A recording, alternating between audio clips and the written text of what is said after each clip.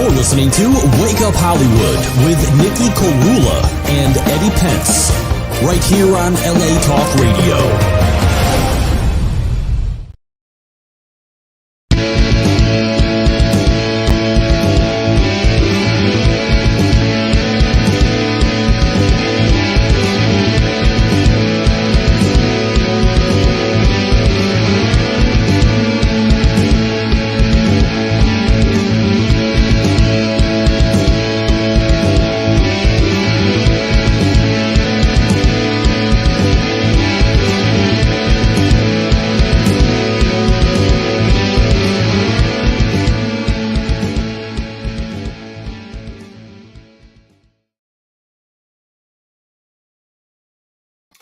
Wake Up Hollywood, this is your host with the most, Nikhil Korula. We're going to jump right into this episode of Wake Up Hollywood. We have singer-songwriter and frontman for a really great up-and-coming country band, Mr. James Graves. James Graves, I should say.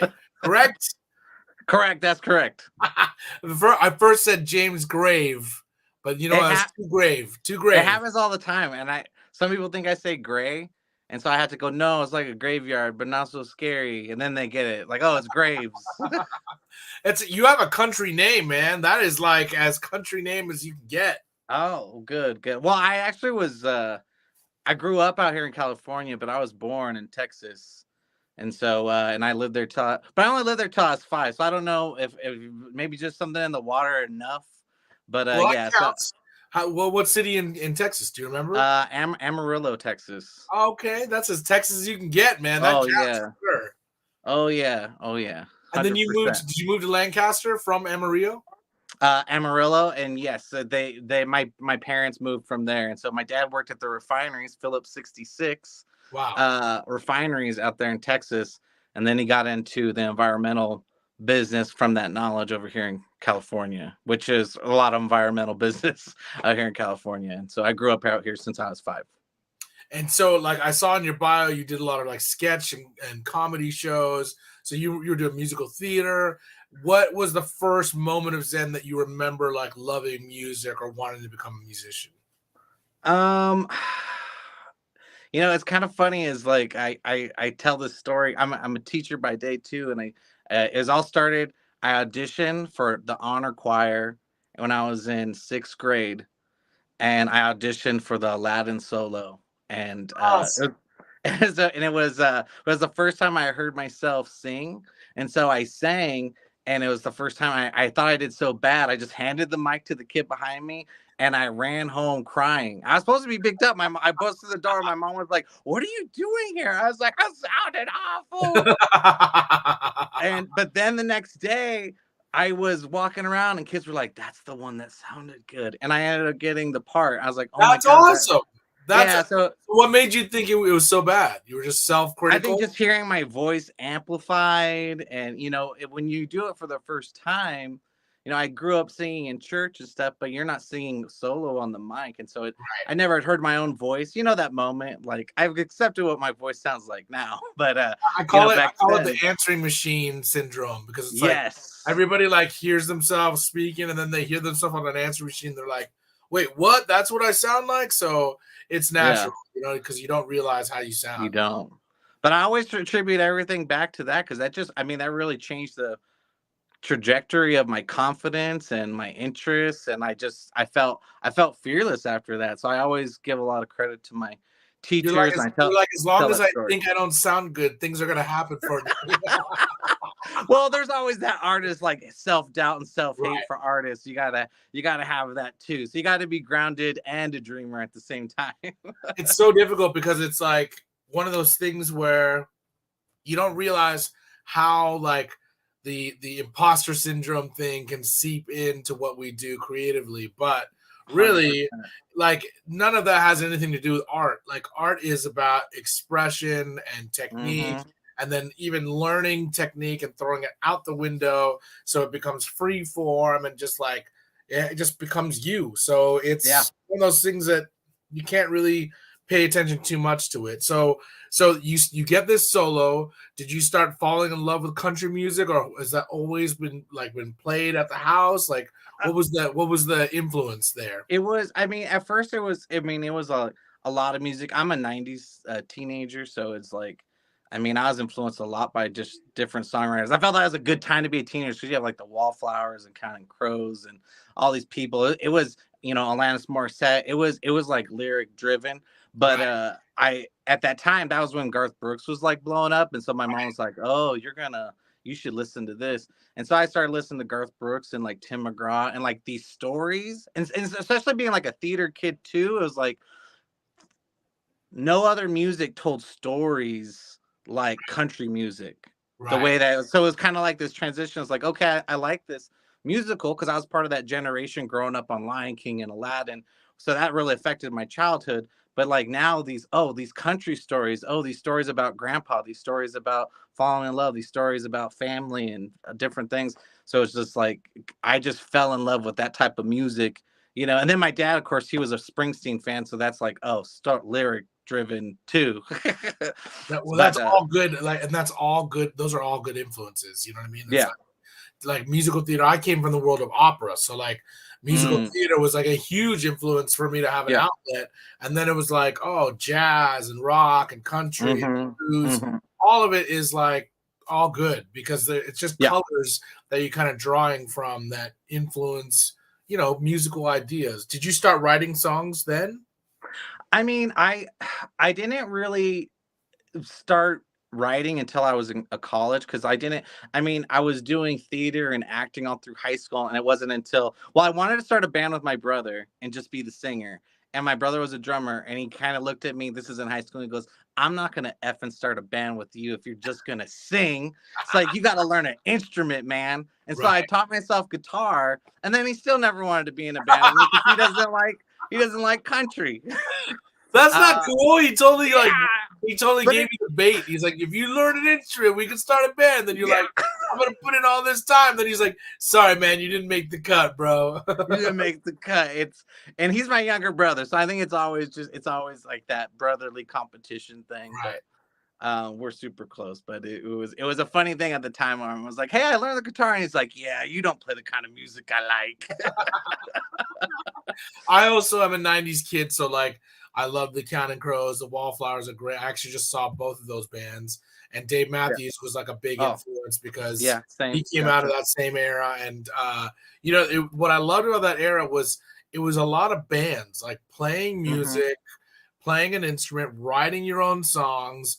That's what Hmm. became the thing. Now it's like very different. It's like you have so many writers writing songs for artists. It's like almost rare that an artist writes their own tune. So 100%. I love that you come from that old school where it's like, Oh yeah. oh yeah, artists should write their own songs because I believe in that. I'm like, yeah, artists, you should Yeah. write your own songs, not have a team of writers. Like, write your own Yeah. songs. I'm all Well, for being a writer in a room like that to write for somebody else, but I also believe that you should be able to do it if you're an artist. You know?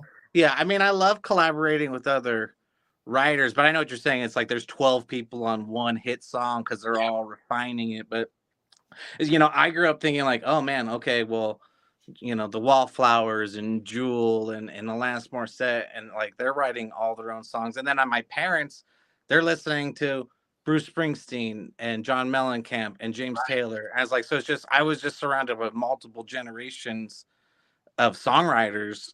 And so those are always just the kind of stories like, oh, that's what songwriting is. That's, if I'm going to do that, I want to be like those people. And did you ever start a country band before you eventually started your country band that you're in now? You know what? This was like, I just kind of did the solo thing for a long time, like on and off, of like, oh, I'll be the jukebox in the corner playing my favorite songs. And I would write a few here and there. They didn't, some aged okay, some did not age okay. Like, cause you got to write 100 songs for one good song. Well, I mean, it's also like you have to just write to just get them out. And Hmm. also, the funny thing is, like, I always tell people, like, who's to say the songs that you think are good or bad are good or bad? Because once the song is finished, it's no longer yours. It's like up to the public Hmm. to decide if it's good or bad, you know? So It's that barometer is really tough, you know? It's funny you said that because so there was one time I'd been playing and doing my own just cover gigs for a long time, and I wrote a group of songs and I got someone to listen to it, and they said, okay, you can open up for this other band, original band at this bar. And I made the mistake of introducing every song and talking about it like it was a storytellers or songwriter show, which is cool, Right. but that wasn't what the gig was for. But I learned is like, okay, if you're an accomplished artist, if you're Bruce Springsteen, they want to know how you wrote it. But if you're not, but they're not so interested. But I did remember, I thought I just robbed everyone the experience to interpret the songs for themselves. Right. They're just hearing, rather than hearing like, oh, me define everything for them. Because there is a certain magic of like someone listens to those words and they could have a completely different meaning because they're attributing their own life's experiences to those phrases rather Especially than with a country telling song. them what to say. Yes, Especially exactly. with a country song, because it's like you can interpret one thing to mean so many different things in a country song, which is what I love about country songs, you know. Yeah. But then it was to fast forward, then it was playing those more. I got a gig opening up for another band at the Canyon in Santa Clarita, and a friend of mine said, hey man, you should have a band behind you.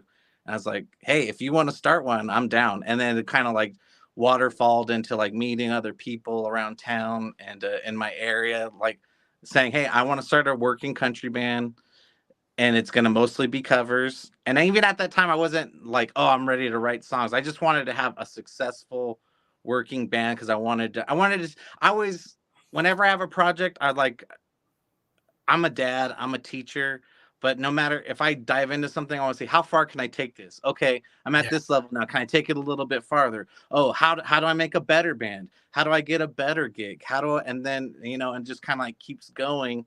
So, because people ask me, well, are you trying to get famous? It's like, hey, if that's a thing later, great. But like, there's so many steps and so many small successes to have. What's the next level? What's the next thing from there? Like, oh, I'm going to make a music video. Okay, well, how do you make a music video? How do you make a better music video? Right. Like, what's the next thing after that? Like, oh, how do I get a song on the radio? How do I get on a playlist? Well, I also think like what's interesting about that, it's like, I still get the rush of just going to rehearsal with a new song. There's something about just like writing a new song that even your band hasn't heard, and then you put it all together for the first time. It's like nothing gets better to me than just that. It's like I realize so much of like what I do as an artist when it comes to performances or just writing songs or making records is trying to like just get the word out. Like, look how cool this little incubator rehearsal space demo is, and eventually you're all going to hear it at a show or more online in a recording. But it's like it comes down to that incubator space for me where you just like write a song and you're like rushing to rehearsal and you're like, I got something, and then you hear your band's response to it, and then everybody starts playing. There's nothing cooler to me than that when you see everybody shaping parts to something you wrote, and it becomes much bigger than what you ever thought it could be, than you just sitting at home and playing it. That still is the rush, That I have to say, like I'm 100% behind that, because writing the songs when I was doing the solo stuff was fun, and then getting to see a reaction is like, it's cool. But when you bring it to other musicians who you respect and you work with, and you see, well, one, first, that they think it's good enough that they want to add anything to it. That's the first validation. Is like, okay, I'm not wrong. There's something here. And then when they take it in other directions and they're adding ingredients, and now suddenly you're baking this cake, this whole new recipe in this song, it's taken to a whole level that I can't take it on my own. Right. You know what I mean? So, well, it's also, you're also going to get some musicians awesome. that are like, they'll be like, yeah, I don't really like it. And it's like, whoa, wait, you just heard it. Like, let's like take some time with it. Like, don't just cut it off. Like, you just heard it, because there could be something there that somebody doesn't see right away. And that happens all the time. Like, there's that too.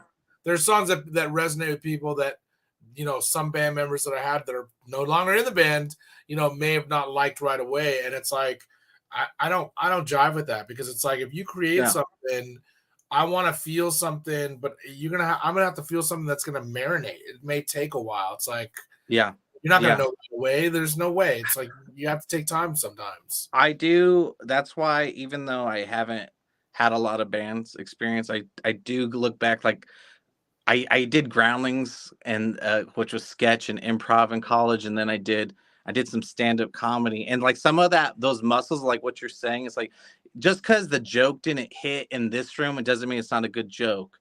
And Right. it's like, okay, or maybe I need to just adjust. I need to twist it because something about it I still think is there. And then sometimes it's like, hey, I get it. I have to cut this. And so sometimes that resilience and knowing how things hit different people, that's really helped me in my songwriting process of like, I love that you said that too, because like stand-up comedians will they'll whittle and whittle and whittle a joke until it's totally perfect. And then once it's perfect and they get all the laughs they want, they're over it and they're on to the next whittling, whittling, whittling. You know what I mean? Yeah. So tell me how Yeah. that's kind of improved or helped your songwriting. You were right in the middle. Tremendously. I mean, because one, I would do song improv, so that's become a giant thing. Is just being comfortable. Like, hey, I'm basically improving a song until I find lyrics that I like. Because I'm not a good enough guitarist to make this beautiful melody and then add, or no, I'm not a good enough guitarist to make this rhymes and poetry and then add beautiful music to. It's like I need to find the groove and feel it, and then I'm kind of improving a song over it. So I kind of like start with a melody on my song or a chord progression or something or a vibe. And then I just start singing over it until I have like, okay, that's the vibe. That's the kind of melody I want. And then I just start spitting out different lyrics, but I have a million things written down on my phone. So it's like, I have things to try, like, oh, that's kind of in this mood. Let me try that line. Let me try that line. Let me try that thought. But like, normally I don't, Tom Petty, I watched a lot of music documentaries. He's like, I don't ever just sit down and think I'm gonna write a song about a dog. I Right. sit down, I start grooving, and then the song is there, and I'm just starting to like push away the clay, and the song like exists. I'm just moving things around, and that visual just always sticks with me. So whenever I'm sitting down, that's why I think I was like, where's the song? And I'm gonna find it in here. The song already exists somewhere. I'm just gonna find it. Well, and what do you usually draw from? Is it like life stories that you're going through? Is it stories that you read about or see on TV? Is it so like what strikes you to kind of make you want to become a writer?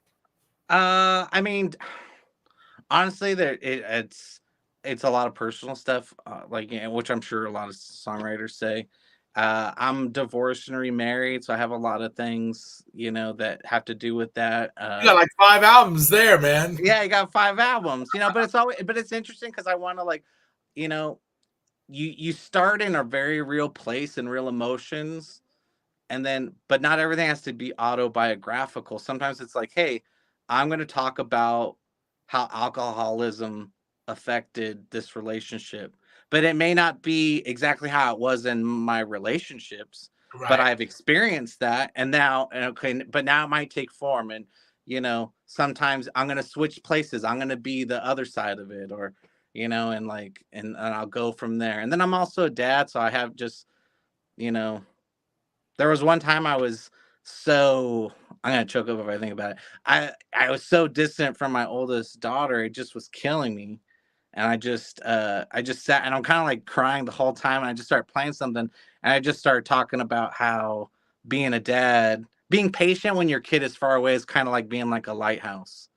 I didn't even send you that song, but I wrote this song about like, hey, sometimes my job is just to be steady and be here for when my kid needs me, even if she doesn't really want to be around me right now. And then hopefully they come back. And I just felt it. It's a very simple song, but I mean, it was everything I was feeling. Whether people were gonna like that song or not, like it was like a prayer. Like I need to write this song for myself. Well, I don't know how you can't like a song like that. Like, Yeah. I think it gives you I think I always look for perspectives in songs. Like if you can give me a perspective that makes me go, whoa, that's all I look for in a song. So it doesn't matter if I don't have, like 20 kids or if I have zero. A song can give you that empathy and feeling that I do have 20 kids or I don't. Yeah, exactly. On, like, what the perspective of the song is. So I love that you write from that place. It's super honest, and that's the way I think songwriters should write from. It's like not contrived. I mean, there's enough music out there where it's like so much stuff trying to be something it's not, that it's Yeah. so refreshing when songwriters just write from a place of like honesty, where it's like, I'm feeling this way. I want to write this and document it before it leaves. And Yeah. processing that emotion like makes us better people. You know what I mean? I Yeah. kind of feel like it makes us less angry or less depressed if we can kind of channel that energy into something beautiful. I think that's one of the greatest things about art in general. It's like Yeah. you take emotions that suck sometimes and turn it into something so pretty and then play it for the rest of your life. You know what I mean? It's like, Yeah. you know, I'm you just gonna you break scare out. this. I'm just gonna break out mine, spill my heart all over the stage for you. Yes, No matter what. that's what it's about. I mean, that's really what it's about. Let's play something first. What do you want to play as first? We got Livewire, Joshua Tree's Westbound Train. Let's play Westbound Train. That's I wrote that song for my wife. That's like I wrote that about my wife's difficult childhood and stuff. And it's a cool upbeat. It's got a great beat, but it's about like real stuff. And so I really love that one. And it's our first single that my band did that we released. And the band's called Westbound 66, right? Yes, and so it was kind of like Westbound 66 releases Westbound Train. I like it. Here's Westbound Train by Westbound 66.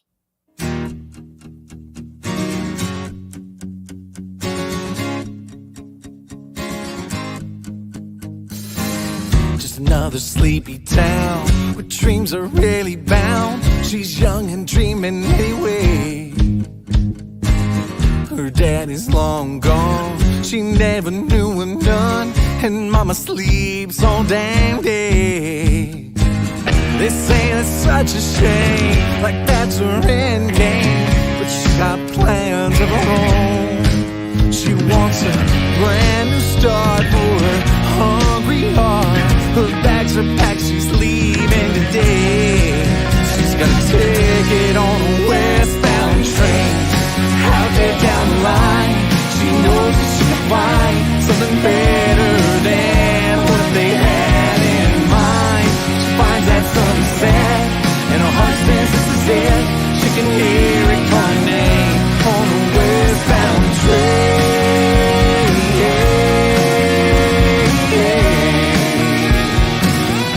On a westbound train.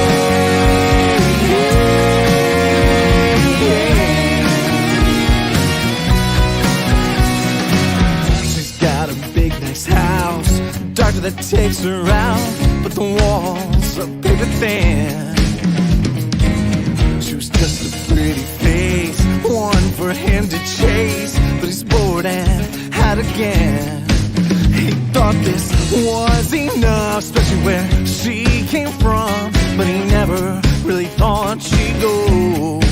She didn't come this far to sell her heart. Love's not supposed to feel this way. She's leaving on a westbound train. Out there down the line, she knows that she can find something better than what they had in mind. She finds that sunset, and her heart says this is it.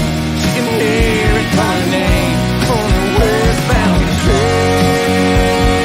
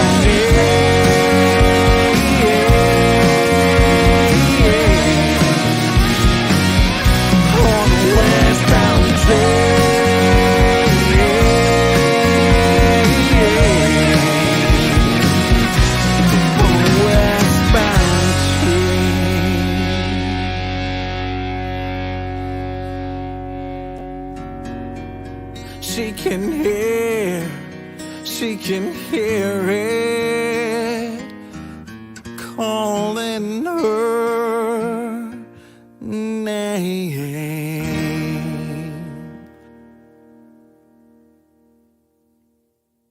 Very nice. That was cool. And the little outro was nice. Thank you. So tell me, like, what went down with production? Like, tell me one of the better parts of that experience for you when you were tracking it. Tell me a story about recording. What went into all of it? Oh man, so that was a big learning experience for us as a band, because like we've played for so long, like doing the honky tonk circuits and line dancing and stuff. So that was, I'd ran a bunch of songs, and that was the one that. So we're a 6-piece band. So Westbound 66, I have 2 female vocalists that they also do leads, and they add harmonies to everything, which is really like the special sauce for us, because most bands in my circuit don't have multiple vocals like that, and definitely not 2 girls, and they each have their own flavor, which makes it awesome. And then we have Don Bakeman's our lead guitarist. So anyway, that was the band I just met, right? Yeah, so Don Bakeman was at the show with me. Was that his solo? That was him soloing? That was his solo. Good solo, very cool. There. And so he's our lead guitarist. Tina Guzman and Chelsea. I always mess up her last name. Udagger. It's one of those special names, and it's me being bad about it. So, but those are female vocalists, and I have Frank Welga on the bass, and then Max Taylor, who who's part of the Taylor family, is our drummer.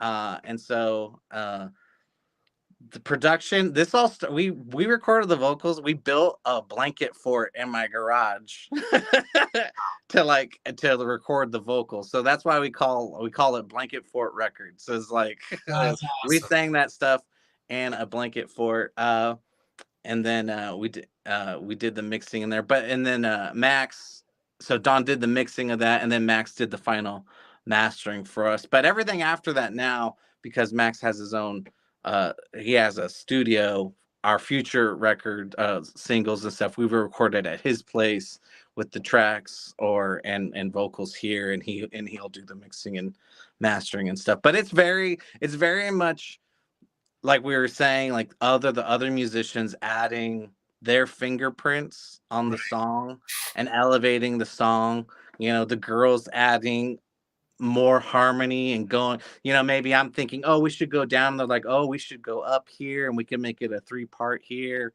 Yeah, it's cool. It added a lot. And it's cool. Like, some of the harmonies together sounded like a train, like the train harmonies. Like thank you. Like, you're not the first person to say that. And so I love when people say that.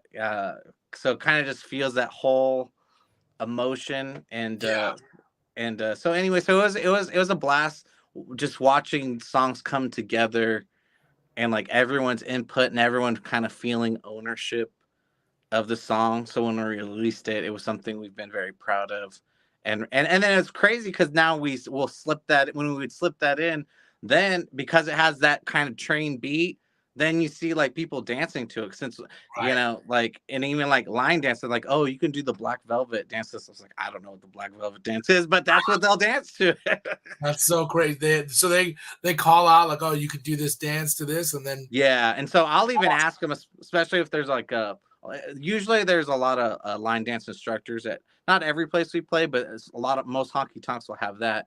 And so if it's a new single and we haven't really I'll say like, hey, what dance was that? And so then I write it down, so then I know what to tell people to dance to our original music. Have you ever gotten it wrong where you're like, oh, I suggested the wrong dance, and now it's there's some there's some places. Well, it's like a weird thing, because you can dance. It's not always the same song. If the beat's close enough, some places will dance one way to a song, and then at a different club or honky tonk, but we prefer to do this dance. It's close enough. So it's kind of like, you think it's an exact science, but there's a lot of personality or personal choices. So it's like, it can kind of flow. So it's something we have to continually to learn. And like, even when you think the song, I like to ask other people, because like, ooh, maybe there's other options that I don't know about for this song. That's funny. Have you ever written to that, like style of line dancing? You're like, I need to write a song that's a Black Velvet dance. Yeah, well, I haven't picked a exact song necessarily, but then, but I do like look at certain beats, and then I kind of let them still choose. But I know, like, hey, we were talking about it's really great to write to emotion and stuff, but there are sometimes you want to write like, hey, we need a big fun song. You know what I mean? We just need a fun song that we like playing, and I still, of course, try to make it like an interesting song that I'm writing about something that I think would be cool and fun. But it's like kind of like a different thing. I'm kind of at first it was very like out of the water experience because I was used to only writing songs I really was like sad about or mad about. Right. And but like so it's like, how do you make a song sound good if it's just supposed to be cool and fun? Yeah, you know what's funny? I find a lot of songwriters are like, how do I write a happy song? I don't know what that feels like. I'm just so used to like emoting my pain and my tragic affair. It's true. It's true, because then you're second guessing, is that cool? Am I cool Right. enough? Are my rhymes cool enough? But then I find like, if you still try to make a story, like I always think of a story, even if, like is the song progressing? Is there a beginning, middle, and are my verses progressing? And I was like, is it interesting? Is it, even if it's just like, hey, like I gave like the Live Wire song that I gave you is I think one of the songs I gave suggestions like, what about just like, hey, well, that girl that you is like, she's a live wire, like she's too hot to handle kind of stuff. Like what is that like when she comes in the dance floor? What's that like when you're trying to date her? It's like, so you're still, hey, that's a real experience. We've all had that. I mean, if you're lucky, you've had that where you're like, man, that girl drives me crazy. Like, why I can't even hardly think. It's like, so that's still a real place. Crazy. It makes me feel like Black Velvet dancing, bro. yeah. So you're still coming from a real place. Right. And then, but now it's like, hey, we need to make this a rockin' song that has a cool vibe so people can dance to. Because we're a country band, but we're a country rock band. You know what I mean? So we want to be able, we want to have cool solemn moments and outlaw moments, but we want to have like cool, like shake, raise your glass in the air and shake your booty. And even if you don't know how to line dance, we want you to dance. We want you to do we always tell people we're not biased. Dance any way you want when we're playing. We just want to rock out with you. So I can't Black Velvet dance to every song, or I can. Are you giving me that Black Velvet dance? No matter what song. If you Black Velvet dance, I bet the whole room will go like, let's go ahead and do it. I'm gonna leave that no matter what. No matter if you're playing a power ballad or what. I'm like, Black Velvet dance. Let's do this. I'm just gonna call them out. People will be like Black Velvet dancing all over this place. Yeah. Well, so let's go back now. You started this band. Okay. You've been working with all these musicians. Mm-hmm. Tell me, like, what was one of the first, like, obstacles you went through as an artist or a band together, just, like, figuring out what direction, where to play, how often to play. Tell me, like, a little bit about that, that part of the journey. I think there was... me and Chelsea, one of the other female vocalists, we're the only ones that were very familiar with country per se, because I was collecting musicians from all genres. And then because I kind of feel good music of any kind, like you have influence. Like I don't want you just to like George Strait. Like my guitar player he met, Don, he's like a total metalhead and punk head about music. I go, but that's like, I want that in this.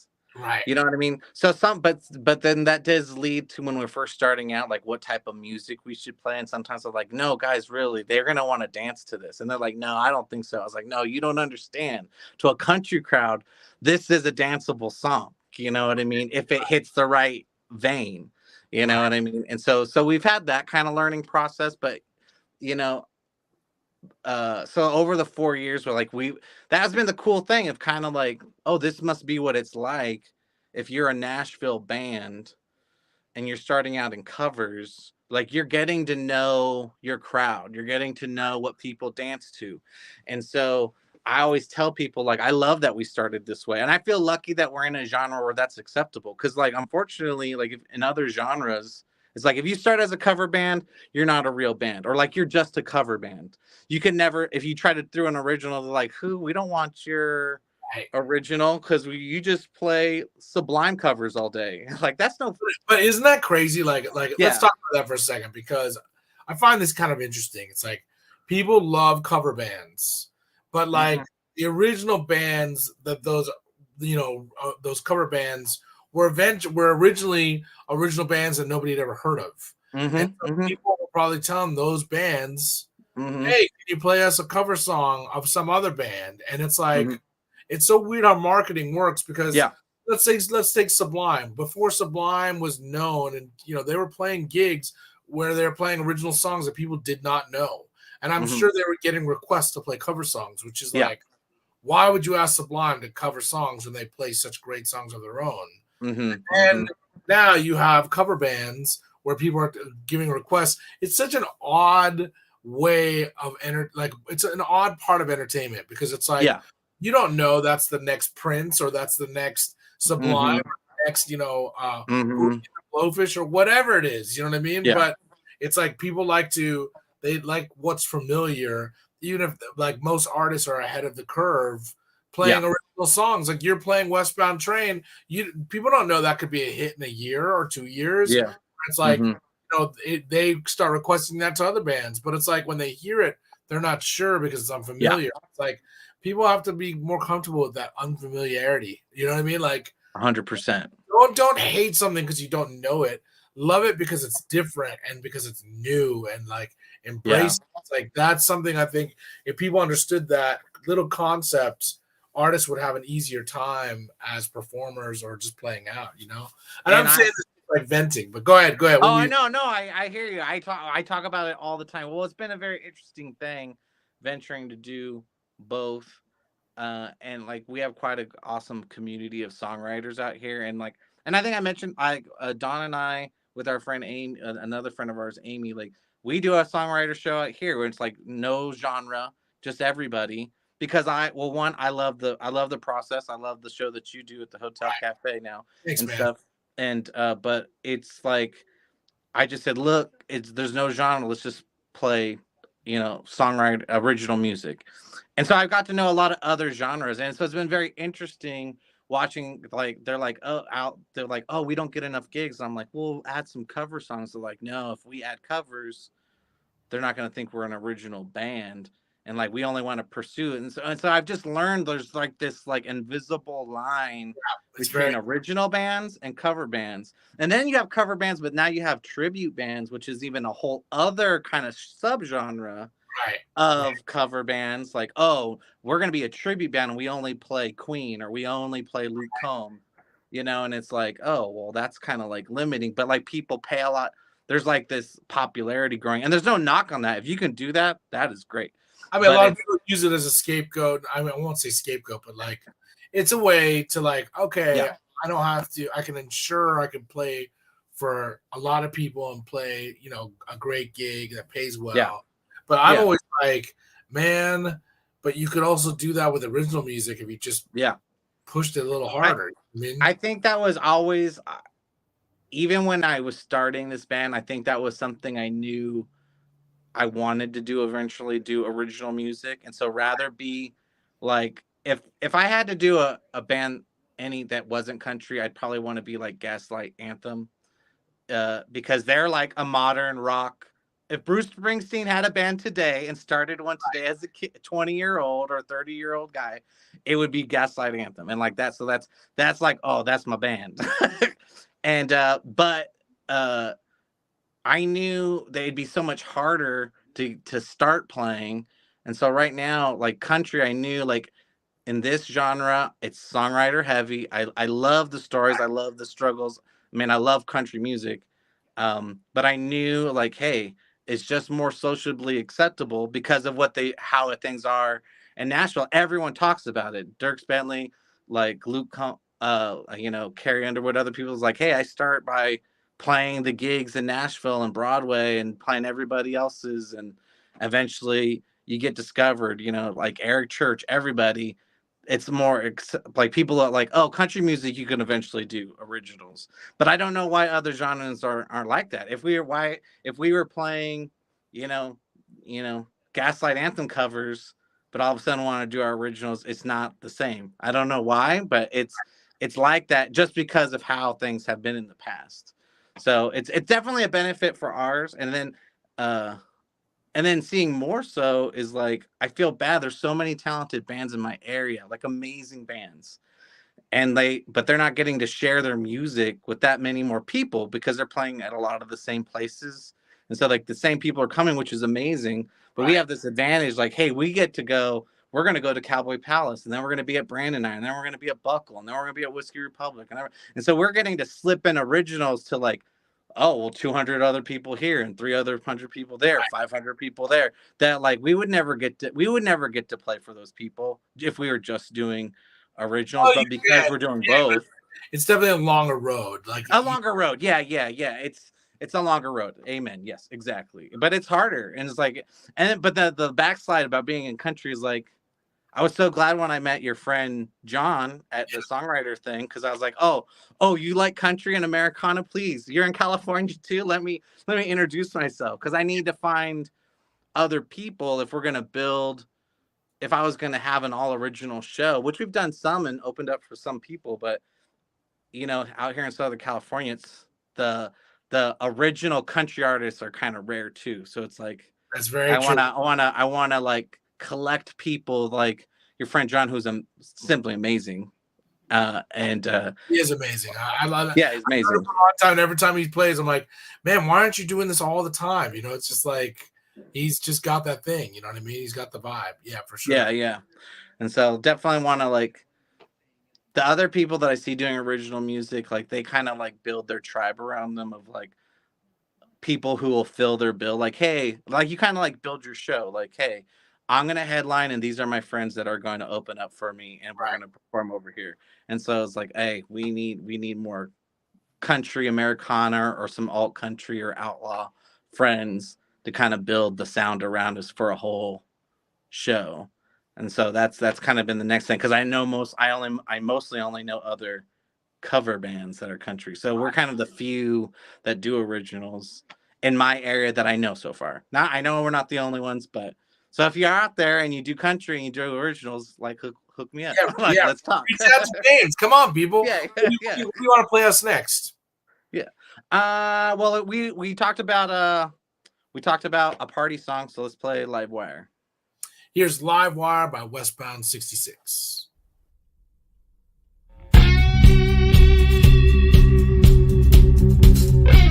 Never saw this coming, but I ain't running. She's all or nothing when she wants something. I can't breathe when she's with me, but now I need her desperately. She says, baby, it drives me crazy. She's got the moves that take me higher. One look from her and I'm on fire. I never felt this kind of desire. She's a real live wire.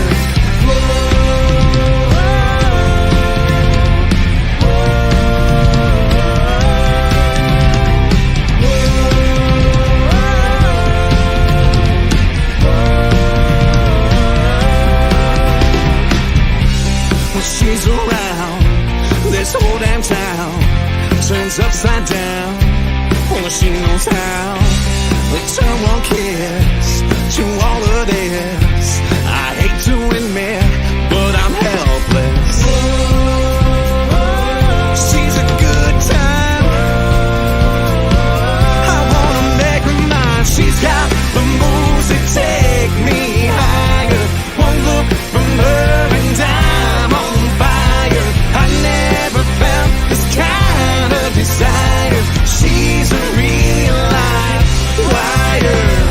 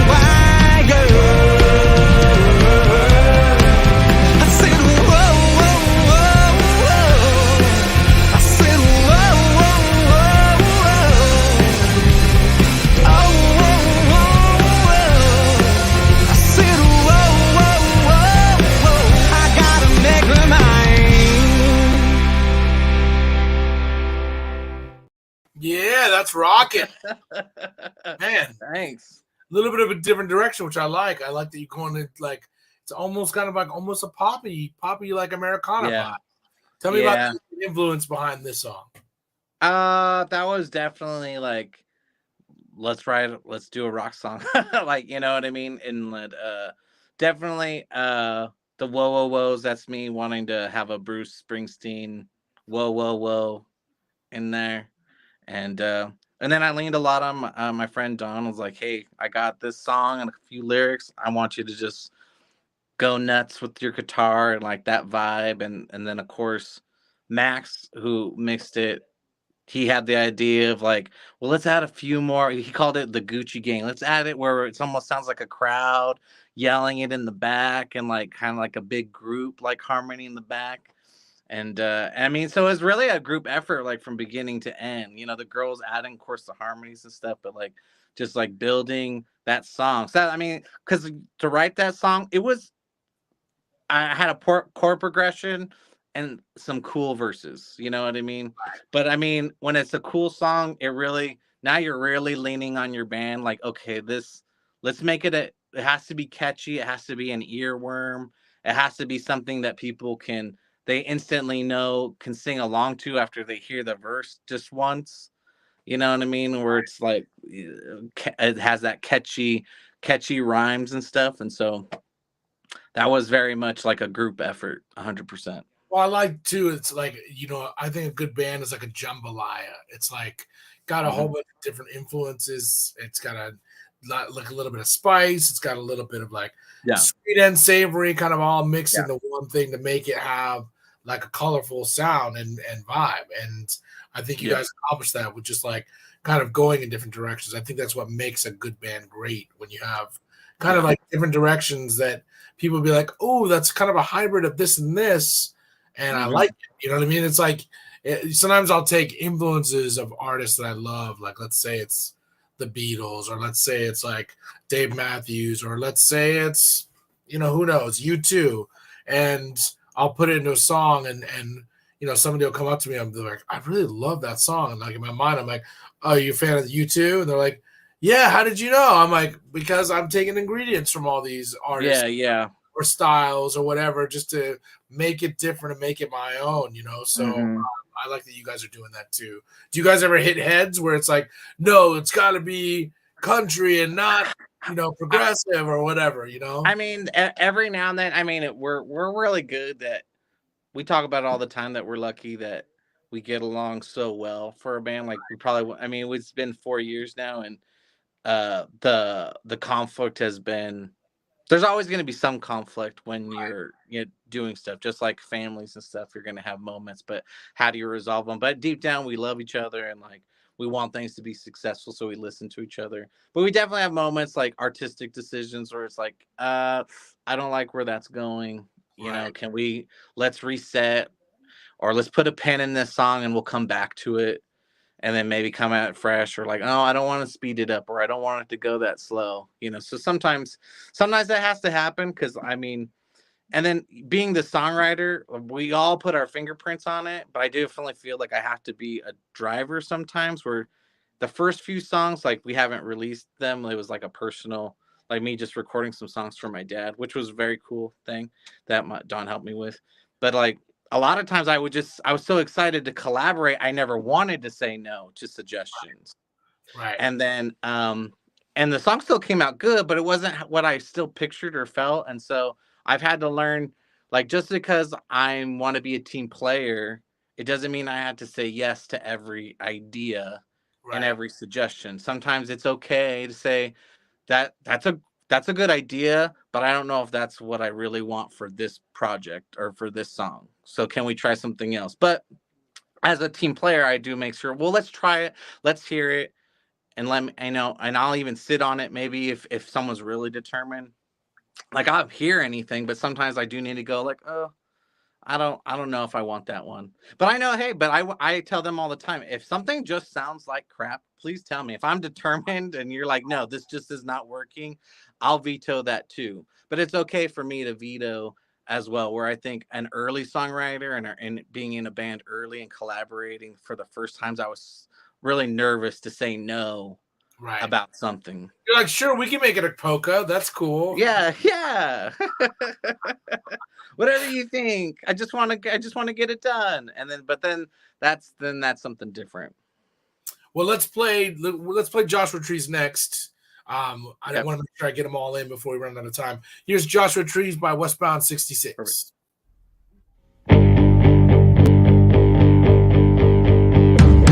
I remember rolling up and down the streets of this desert town, and your sweet perfume when you leaned on me.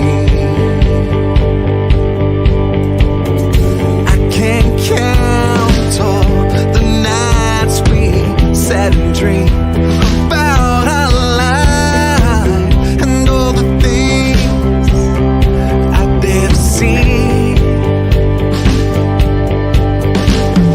But the morning found the note you left. You said, baby, I love you, but I'll regret if I don't leave now and try to chase this dream.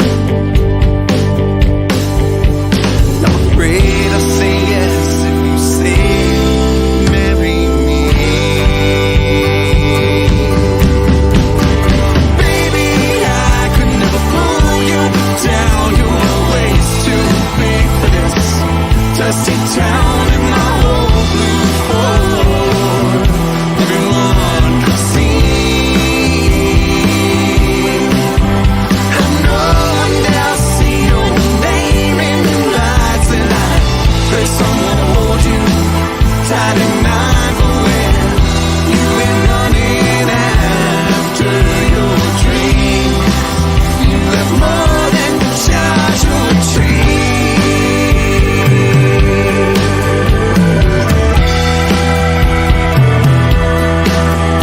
Now you're out there chasing bigger, better things, and only your mind knows I bought a ring, and I have to believe it's gonna be okay. We all have to choose our path, and some roads you can't go back.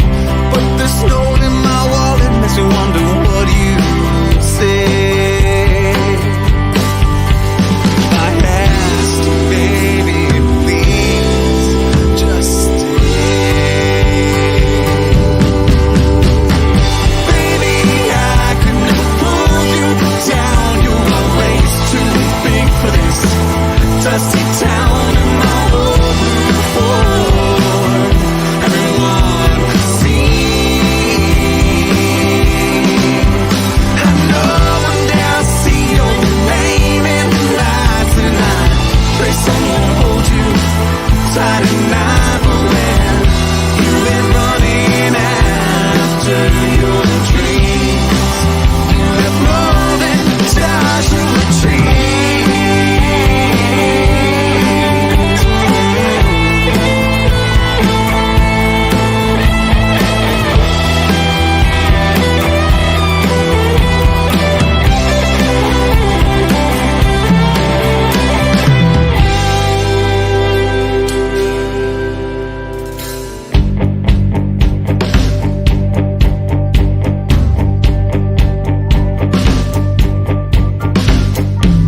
Holding you was like rope in the wind, and I still get questions from my friends like, man, how'd you let a girl like her get away?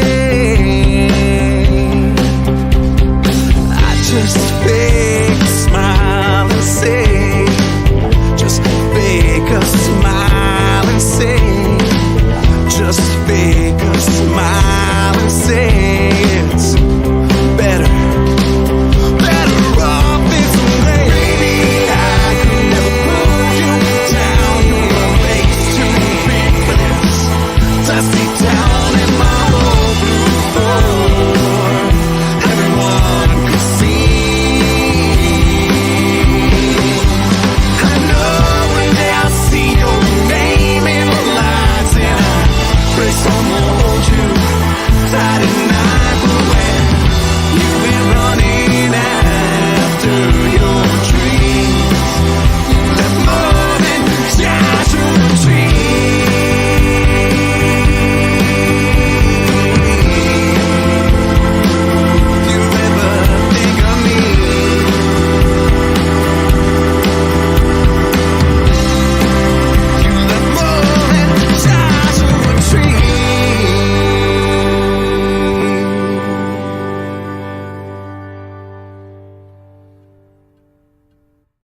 that was awesome. Rocking. Oh, thank you. Very hooky, very like melodically, just like accessible, great arrangement. Oh.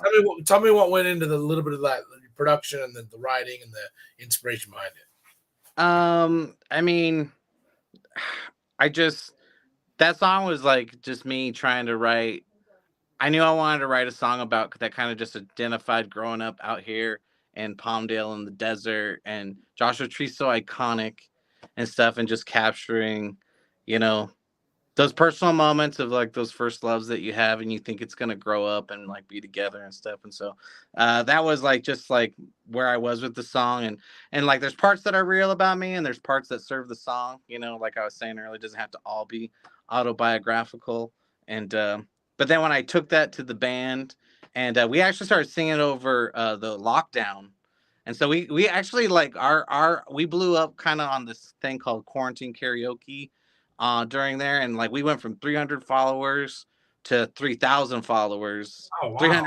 3,500 followers actually on our Facebook because we were singing Westbound Train and Joshua Trees among some other originals, and that was one of the ones that the people, when we would play it in these like chat rooms and Facebook, they're like, oh, that Joshua Tree song. So when the lockdown was over, I was like, guys, we got to record Joshua Trees, like that's the next song. Like they're like, and so especially the girls too, because they're like, anything that has that hard harmony, they're like, that's the one. Right. And but that was again, it's a collaborative effort. There's little things in there where Max is using his expertise because he's such an accomplished musician. It's like, hey, we could go this way and it's going to add this dynamic when we're going out, instead of repeating the progression. If we go to this F sharp instead, it adds that kind of like nice, almost church-like outro and stuff. And then Don had like this idea. We both love the Killers. Is like, let's just make this bridge, this like long Killers kind of bridge where we're just holding it. And now we wanted to maybe do something that was repetitive, but it ended up kind of being, not quite as repetitive as we set out to do, but still like just a different breakdown than anything we've done, where we're saying like, holding here was like holding the wind and like I just smile and grin kind of stuff. But it still just ended up we all collaborated so good. I think it's probably one of the most collaborative songs we've done so far. Like we all added our own fingerprints, and it's probably one of my favorite songs we've done as a band because of that.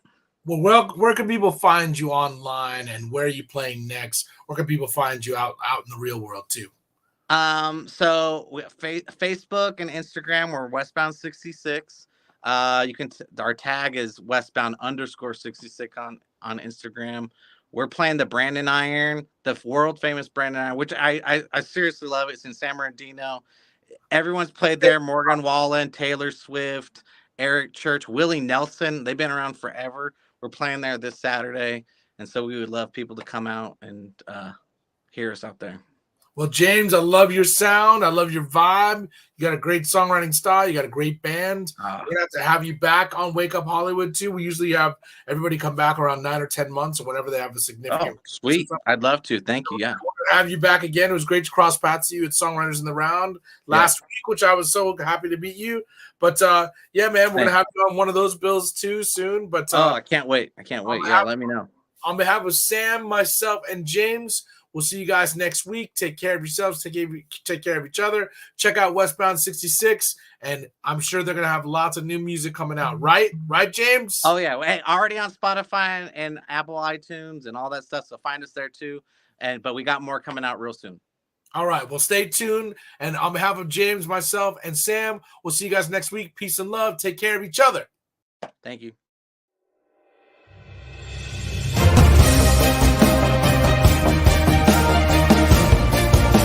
You're listening to Wake Up Hollywood with Nikhil Korula and Eddie Pence, right here on LA Talk Radio.